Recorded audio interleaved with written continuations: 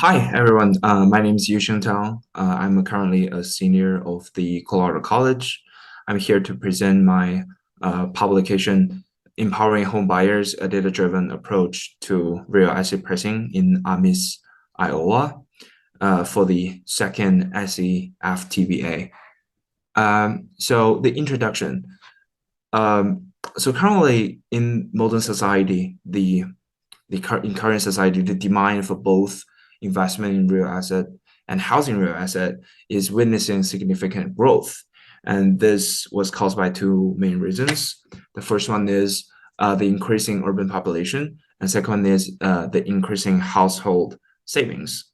So this increasing for the demand for real asset requires accurate real asset predicting models, and there has been a lot of accurate models that can predict the real asset sale prices. For example, back in 2020, there's a study that used time varying volatility parameters combines mean recovering parameters to achieve more than 96% accuracy in real asset pricing models. And others use dynamic portfolio optimizations or a more classic way using the Fisher and Golden equations. So all of these studies achieved really high accuracy in predicting the real asset models, but they require a deep and advanced understanding in data science, in portfolio management, in finance. So this study illustrated the feasibility of building a real asset prediction models using variables that can be easily obtained from the property itself. That's from the perspective of the consumers. Since previous studies, most of the studies about real asset pricing models are from the perspective of financial agents or analysts. So this study aims to facilitate the amelioration of the information asymmetry within the real asset market. And so the data descriptions. This study employs the Ames housing price dataset that was first published in the Journal of Statistics Education. And the dataset has 80 variables. 19 independent variables were selected, and they follow four criteria. The first model selection requires variables to be high integrity, and for categorical variables, it has to be distinguishable.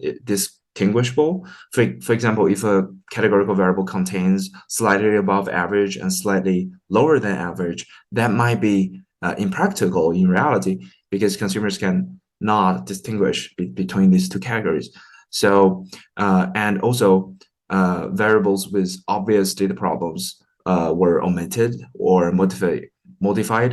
For example, total area above ground contains lot area by definition. So that will exist collinearity if we use a regression that includes both of these two variables. And last but not least, the variable selection process was guided by common sense and rationality. And here are all the 19 variables, including their descriptions. We will turn back to this, and because we will drop several of them after the removing outliers and all the data diagnostics. And yes, so data modifications, dropping outliers. Here are the graphs that include most of the box plot of numerical variables. You can see that the original data set has a lot of outliers, not only in the sale prices, but also in area of garage areas, first floor, second floor areas. So we have to drop the outliers, otherwise the regression later will not be accurate. So the IQR method was applied. So outside this range, Q1, which is the first quantile, minus 1.5 IQR, and Q3 plus 1.5 IQR. So, but the problem of removing outliers is that that will negatively negatively impact the availability of other independent variables, because other independent variables will be damaged. For example, enclosed porch, this is a variable evaluating the porch area, enclosed porch area. This variable was damaged and was dropped because we removed too many observations, available observations from this variable. And this loss of availability also happened in the categorical variables that we'll mention later. And there are several other categorical variables that didn't undergo this process of dropping outliers. And these variables all have fewer outliers and a small range of values. So in order to preserve the integrity of the data, these variables didn't undergo the process. And the second step of data modification is binary transformation and variable mergings. For example, year sold and the year remodeled were added together to create a new variable to calculate the time of the existence of this house. And street is a category of variables, and this variable was damaged after removing outliers. And to properly represent every categories of the category variables, dummy variables were added to each category, which you can see from this. For example, distribution foundation type, which is just the foundation of the house. For example, cinder block has a dummy variable that evaluates whether it's a cinder block or not. And also the method of MLE was also applied in the study. MLE is the mostly likelihood estimators. So by finding the theta hat, which is mu hat and sigma square hat, that maximizes the log value of likelihood function, the result suggested that the sale prices of the real asset in Ames, Iowa, back to 2008, follows a normal distribution characterized by a mean of this number and a standard deviation of this number. So by having this normal distribution estimated, the study empowers consumers to analyze what kind of price level they are in when they're willing to buy a property. And yes, the next session of the study is statistical diagnostics. The first problem we want to solve is the multicollinearity. Here's a correlation matrix. So we dropped variables that have high correlations. So by meaning high correlations, which means like variables that the correlation index above 0.5 is quite high. So like if it's 0.7, we probably will drop one of the two variables. So after dropping all the variables, we have 12 variables left. And before we ran into the regression, we have to know that there are many other data problems we haven't checked. So we cannot just interpret the coefficients here. But there's one thing to notice is the all the variables mentioned here are quite important, have effect on the sale prices because they all have p-values, low p-values. So the second thing we check is the heteroscedasticity, which is a severe problem in regression. So we apply the wet test and Bruch-Pagan test. Both tests implied that there is an unrestricted heteroscedasticity even after dropping the outliers. Thus, we have to apply the robust regression. So by using robust regression, we remove all the heteroscedasticity, and luckily, all the variables are still significant.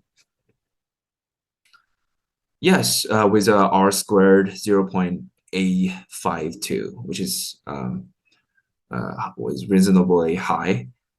And however, robust regression does not solve the autocorrelation, so we have to run the Durbin-Watson test. So by the Durbin-Watson D statistics, using 13, 9, 11, 83 as the index, the result we get is 1099, which indicates there is no evidence of autocorrelation in the regression. So we can finally interpret the coefficients of the robust regression. So here are the all coefficients of the 12 independent variables. So all the unit are dollars. So for example, if garage finish, this is a dummy variable. If this equals 1, which means the garage is finished, then there will probably be a 10,000 increase in the sale prices of the property.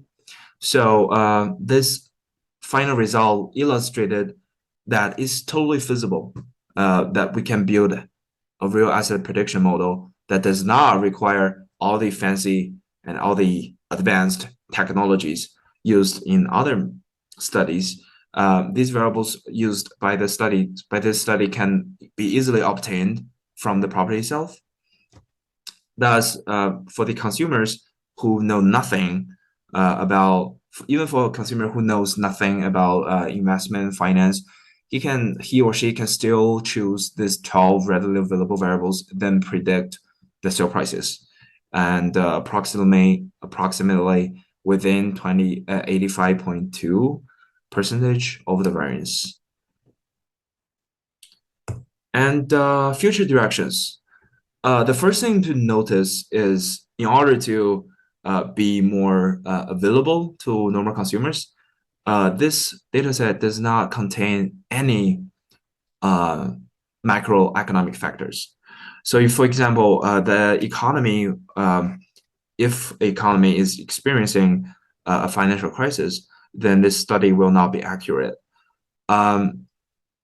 Secondly is geographic factors influence various aspects of local construction characteristics, thus influence the accuracy of the study. For example, if the house is in Illinois and the houses properties in Illinois also have higher chances of subsidence because by a study, the mines turnovers under Illinois are overdeveloped. So, and the subsidence was proved to have a negative correlation with the sale prices. Thus, geographic factors are important, but not included in the study. And also, for certain regions, may introduce new independent variables. For example, if you are living in the Manhattan region, because the supply is pretty limited, thus the increase of demand will also increase the sale prices. And the demand of the house is definitely not in our study. And also rating standard of the important factor overall quality is not clear because there's the mechanism of this scale of 0 to 10 is not mentioned in the original dataset. Thus, consumers are suggested to do some research, to ask for some experienced real asset agents to rate the property from 0 to 10, then use that as a variable. And last but not least, the size of the data set is quite small. Then because some categories variables are missing categories. If we have a larger data set, then probably we can mention more categorical variables in our study, then increase the accuracy. So as I said before, the aim of this study is to illustrate the feasibility of having a real asset pricing predicting model that are available to normal consumers. So for a different city in a different state, you just have to obtain the data for these 12 variables in within a time frame. Then you are able to predict the sale prices in 85% of accuracy. explain the 85% of variance in the sale prices. So, and here are the references used by the study. And thank you so much for listening. And please send me email if you have any questions. The email address was in the first page. Thank you. Hope you have a great day.